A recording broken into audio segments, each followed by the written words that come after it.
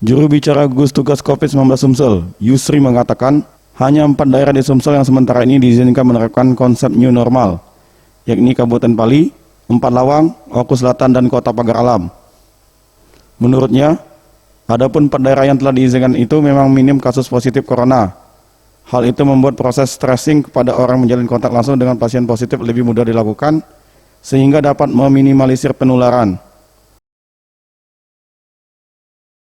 Total kasus di Provinsi Sumatera Selatan sebanyak 953 orang. Kemudian kita mendapatkan penambahan kasus sembuh sebanyak 42 orang, sehingga total sembuh sebanyak 169 orang. Dan sejauh ini yang meninggal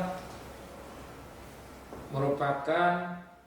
Sementara itu, dari 982 kasus positif di Sumsel, 536 orang diantaranya berasal dari Kota Palembang, atau 57%. Oleh karena itu, Pemkot setempat saat ini hendaknya dapat fokus melakukan evaluasi terhadap penerapan pembatasan sosial berskala besar yang telah dilakukan. Tim Liputan, Sriwijaya TV.